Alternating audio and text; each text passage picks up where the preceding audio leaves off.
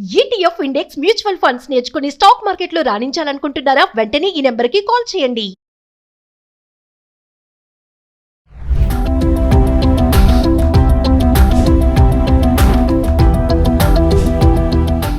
Suman TV ప్రేక్షకులకు నమస్కారం.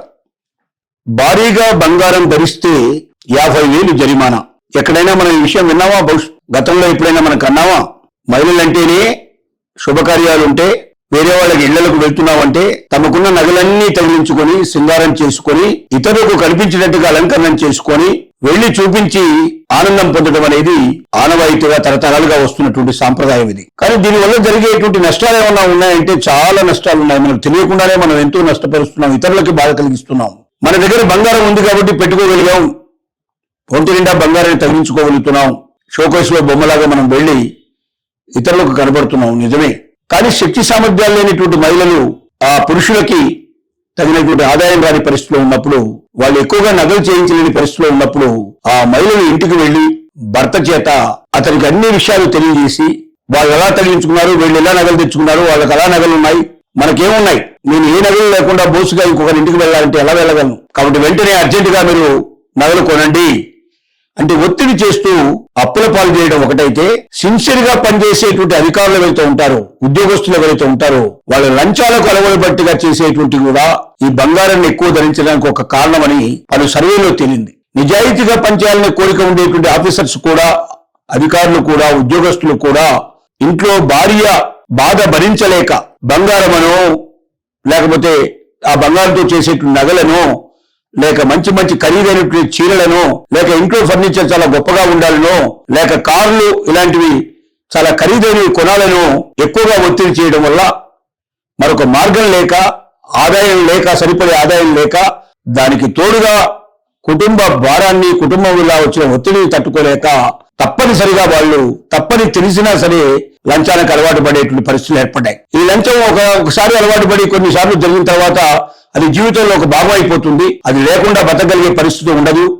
ఎంత నిరుపేద వచ్చి అడిగినా, ఎంత కరుణతో జాలితో మనం ఉండాల్సిన పరిస్థితుల్లో కూడా ఉండకుండా డబ్బే ప్రధానంగా బతికేటువంటి మనుషుల్లాగా, మనుషుల్లాగా తయారైపోయే పరిస్థితి వాళ్ళు ఏర్పడింది.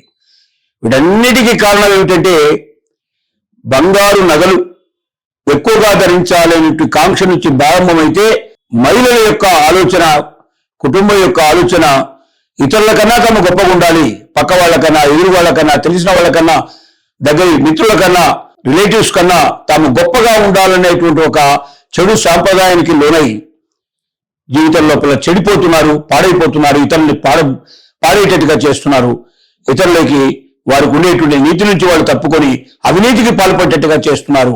ఈ విషయాన్ని ఉత్తరాఖండ్ లో ఉండేటువంటి ఒక గ్రామ ప్రజలు, అక్కడ ఉండే చుట్టుపక్కల గ్రామ ప్రజలు కూడా ఒక నిర్ణయాన్ని తీసుకున్నారు. ఏమిటంటే, ఎవరైనా సరే ఆ గ్రామంలో నివసించే మహిళలు వారు ఒక మంగళసూత్రాన్ని, అలాగే చెవులకు ఏదైనా సరే దిద్దులు లాంటివో లేకపోతే చెవులకు ఉండేటువంటి ఆభరణాలు, మూడోది ముక్కుకు తగిలించుకునేటువంటివి ఏదైనా సరే ముక్కర్ లాంటిది కానీ, లేకపోతే ఇంకా ఏదైనా సరే ముక్కుకు కనిపించిన ఆభరణం అంటే చెవులు, ముక్కు, అలాగే మెడ లోపల ఒకటి మరి మంగళసూత్రం మాత్రమే ధరించాలి. ఇంతకు మించిన ఆభరణాలు ఎవరైనా ధరించినట్టయితే 50,000 రూపాయలు రుసుము చెల్లించాలి ఆ గ్రామ పంచాయతీకి, గ్రామ పెద్దలకి అని చెప్పి తీర్మానం చేసింది. ఇది గ్రామంలో ఉండేటువంటి పురుషులందరూ దీన్ని అంగీకారం చెప్పారు. మహిళలు కూడా దీన్ని పాటించక తప్పని పరిస్థితి ఏర్పడింది.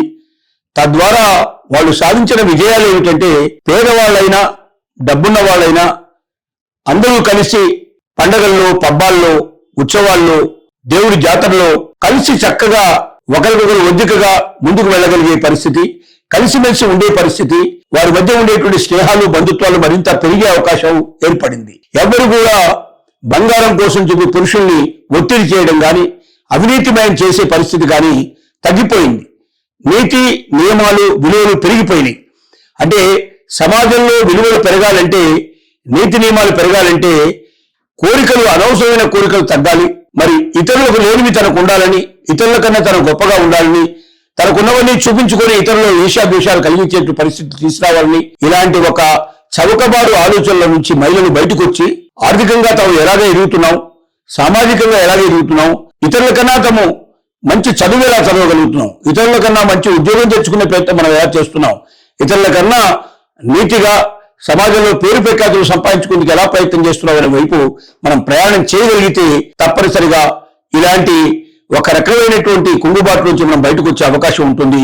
మనం అవినీతిమై ఇతరులను అవినీతి పనులను చేసి సమాజాన్ని మొత్తం కూడా భ్రష్టు పట్టించే ప్రయత్నం నుంచి కన్నా సమాజానికి మేలు చేస్తూ సమాజానికి అందరికీ అపురూపంగా మనం ఒక ఆదర్శప్రాయంగా నిలబడి భవిష్యత్తులో సమాజం మరింత మంచిగా ముందుకెళ్ళడానికి ఇతరులకు మనం ఆదర్శప్రాయంగా ఉంటాం, ఇతరులకు సహాయం చేయటం, ఇతరుల యొక్క అభివృద్ధి కోసం మనం పాటుపడటంతో మనకు ఎంతో సంతృప్తి ఉంది.